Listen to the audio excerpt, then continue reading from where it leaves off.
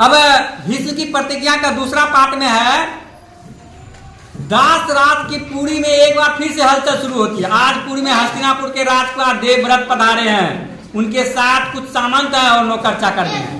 अब शांतनु के पुत्र का नाम क्या था? देवव्रत। शांतनु के पुत्र का क्या नाम था? सबके मुंह से आवाज नहीं आया। शांतनु के पुत्र का क्या नाम था? देवव्रत। अब देवव्रत आते हैं कहाँ? यमुना नदी के किनारे दासराज के राजमहल। दासराज सबको बैठने का संकेत देता है, क्योंकि देवव्रत जो है पूरा अपना सामंत और नौकर चाकर के साथ, पूरे लौ लश्कर के साथ आया था। तो दासराज क्या करता है? उसका आदर सत्कार करता है और उसको बैठने के लिए कहता है। आइए युवराज, जिनके बाणों की बौछार से गंगा की धार रुक जाती है, जिसकी वीर भुजाओं की छाया में हस्तिनापुर राज की प्रजा सुख की नींद सोती है, जिनके मित्रता करने के लिए देव गंधर्व यश सब ललायित रहते हैं, ऐसे वीर शिरोमणि देवव्रत का निषादपुरी में भव्य स्वागत है। निषादपुरी में अब देवव्रत जो है हस्तिनापुर का राजकुमार, उसे दासराज बड़े ही स्वागत करता है, उनकी प्रशंसा में कहता है, आइए महाराज राजकुमार, जिनके बाणों की बौछार से गंगा की धारा रुक जाती है, जिनसे दोस्ती करने के लिए इंद्र भी ललायित रहते हैं, ऐसे वीर महान पुरुष देवव्रत का निषादपुरी में भव्य स्वागत है। निषादपुरी में देवव्रत कहता है, निषाद राज, मैं आज्ञा के लिए देने के लिए नहीं आया हूं, आपसे प्रार्थना करने आया हूं। जब निषाद राज कहता है, महाराज आप आज्ञा दीजिए, कहता मैं आपको आज्ञा देने के लिए नहीं आया हूं, मैं आपसे प्रार्थना करने आया हूं।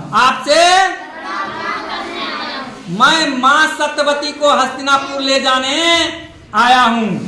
पिताजी जब से यहाँ से गए हैं, उदास हैं, वे राज दरबार में भी नहीं आए, मैं पिता की दुख नहीं देख सकता। अब राजकुमार देवव्रत जो है, जब दासराजपुरी से वापस गया शांतनु, वह काफी उदास रहने लगा, दरबार भी नहीं जाने लगा, दुखी रहने लगा।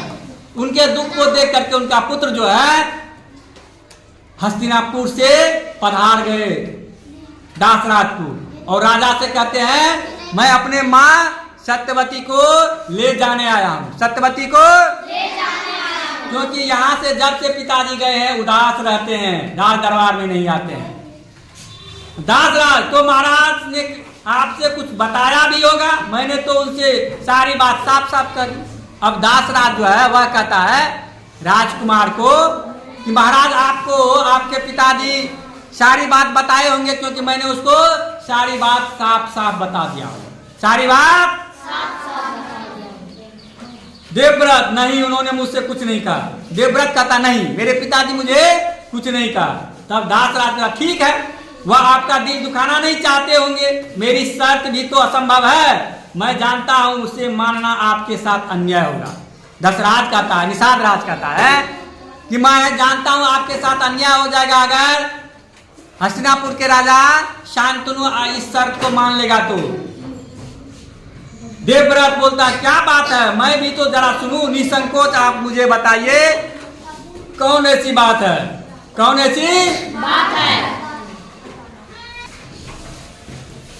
देवव्रत, दासराज देवव्रत को कहता है, मैंने महाराज से कहा था कि सत्यवती का विवाह तभी करूंगा जब उसका पुत्र हस्तिनापुर के राजगद्दी पर बैठेगा। देवव्रत को बता देता है दासराज, मेरा शर्त है, जब मेरी पुत्री सत्यवती का पुत्र जब हस्तिनापुर का राजा बनेगा, इसके आश्वासन मुझे मिल जाएगा, तभी मैं शादी करवाऊंगा महाराज शांतनु से अपनी पुत्री का। देवव्रत, मुझे यह शर्त मंजूर है। अब देवव्रत कहता है, मुझे यह शर्त मंजूर है, मुझे यह शर्त, मैं प्रतिज्ञा करता हूं कि हस्तिनापुर के राजगद्दी पर मैं नहीं बैठूंगा, सत्यवती का पुत्र मेरा भाई ही हस्तिनापुर की राजगद्दी पर बैठेगा, मैं उनकी वैसे ही सेवा करूंगा जैसे हस्तिनापुर के सम्राट का करता हूं।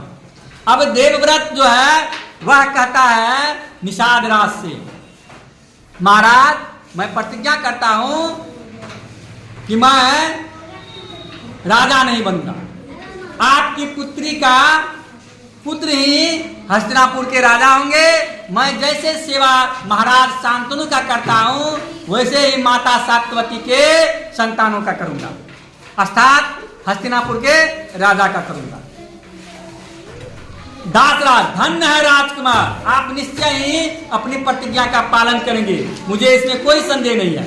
अब दासराज कहता कि देवव्रत दे दिया था उसको वचन, तो उनको देवव्रत जब वचन दे दिया तो दशरथ को पूरा विश्वास था देवव्रत जैसे महान लोग अपने वचन से फिरेंगे नहीं, मुकरेंगे नहीं। और देवव्रत को कहता मुझे आपके वचन पर पूर्ण विश्वास है, मुझे आपके वचन पर पूर्ण विश्वास है, आप निश्चय ही अपनी प्रतिज्ञा का पालन करेंगे, इससे मुझे कोई संदेह नहीं है। परंतु आपकी प्रतिज्ञा का पालन क्या आपकी संतान भी करेंगे?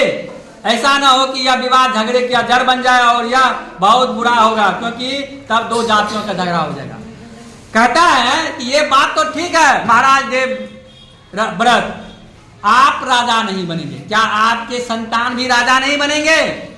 अगर ऐसा हुआ तो दो जातियों में झगड़ा हो जाएगा। दो जातियों में क्या होगा? क्योंकि निषाद राज निषादों का राजा था, हस्तिनापुर के सम्राट शांतनु वह भरत कुल का राजा था।